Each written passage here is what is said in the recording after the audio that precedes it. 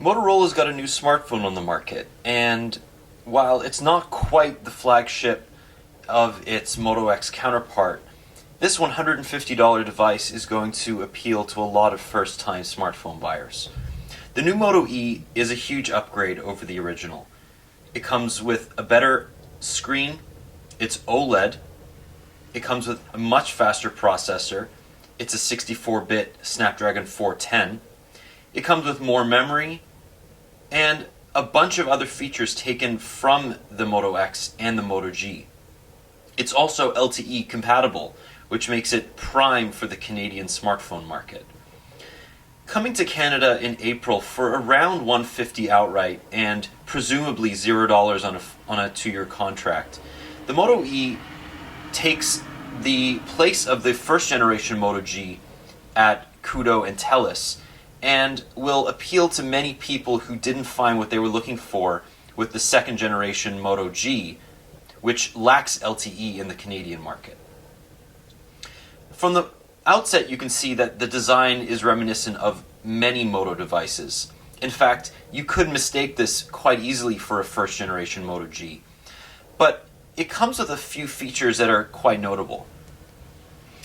For instance, you have this new OLED display that supports Moto Display, the same feature found on the first and second generation Moto X, and not at all on the Moto G, whereas this 960 by 540 QHD display does feature those same deep blacks and saturated colors of the higher resolution Moto X's. You can see there the time will come up when the phone is moved, and when you receive a notification, you can action them the same way you can on the Moto X. Turning on the display, you can see the new Lollipop home screen and lock screen, including the new phone and camera shortcuts.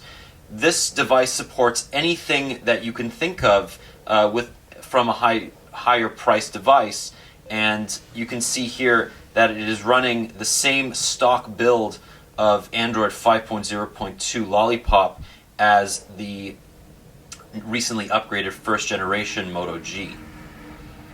Aside from the stock specifications, this is quite an interesting device.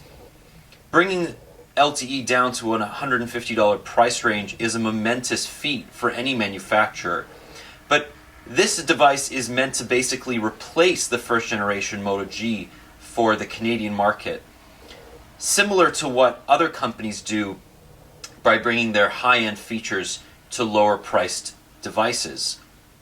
For many people, this is not going to seem like a huge upgrade from the original Moto G, but when you take a look at the fundamentals, LTE, an SD card, and the upgraded Moto X-like display, it is quite an improvement. What you also have is Motorola taking chances, figuring out what works and what doesn't, and trying to manufacture a device at a price point that is attractive not only to veterans but to first-time smartphone buyers. The device feels very quick thanks to a Cortex A53 powered Snapdragon 410 chipset.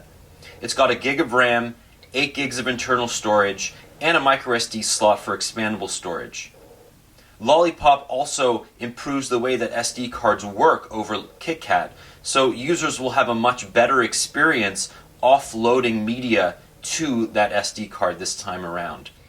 One of the advantages of preloading Lollipop onto a device like the Moto E is that you can offload some of that limited internal storage to a microSD slot using the Move to SD card function.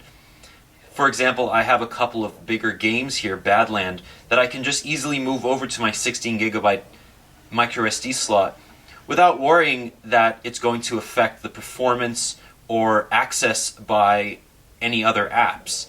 Lollipop fixed most of the SD functions that KitKat made difficult, and this is a much better experience.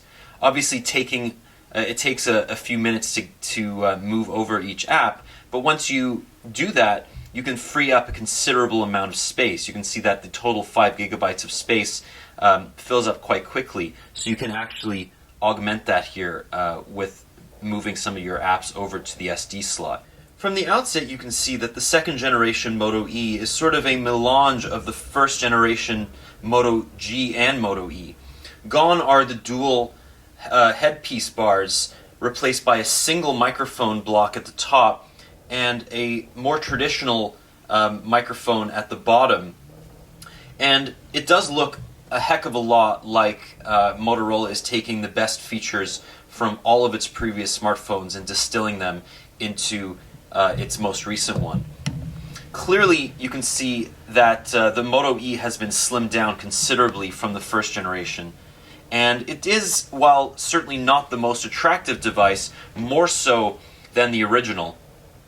At 4.5 inches, it's got the same screen size as the first generation Moto G, but the resolution, which Motorola claims is still good enough for most people, is down from the 720p LCD display of the Moto G to a more cost manageable 4.5 inch 960 by 540 OLED display.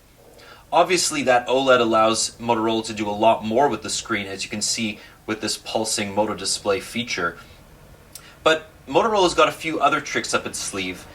The Snapdragon 410 chipset, for example, has the ability to quickly open the camera with a flick of the wrist, similar to the high-end Moto X 1, 2, and that 5 megapixel camera will open with that traditional Motorola camera display and UI.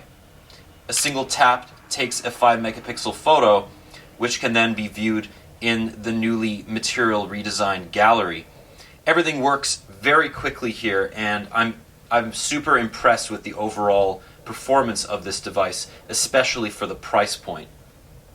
Motorola really is getting to the core of the issue here. Most cheap and cheerful smartphones perform badly. That's just a fact. They're not only unattractive, but they don't give people the right kind of Android experience. Motorola fundamentally believes that while smartphones can be extremely expensive and give the same features to boot, the amount of stuff that you can put into a $150 smartphone is increasing year over year. And this is definitely the best smartphone you can get for the price. Motorola is also trying to make up some of that lost revenue. Clearly, they're not going to make a lot of money from the $150 core price with some accessories. You can see that the sides actually come off, and you can replace them with different colors. I have a black one here, and Motorola will also be selling clear plastic cases with the device. Now, those prices haven't been confirmed yet, but we're assuming they're going to be between $15 and $20 for the sides and between $25 and $30 for the covers. This also comes with a 2390 milliamp hour battery that should last the entire day, and a second microphone for noise cancellation. This is the Moto E. It's not the best smartphone on the market, and it's not the cheapest, but it's the best cheap smartphone on the market. And that's exactly what Motorola is going for. Coming to Canada next month for around $150, it's going to be worth taking a look at, even if you have a first generation Moto G, if only for that LTE chipset. First-time smartphone buyers will definitely need to take a look at this smartphone. It's worth considering, if only for the fact that it's bringing down some of those high-end smartphone features to a below $200 price point. This is Daniel Bader with Mobile Syrup. Thank you so much for watching.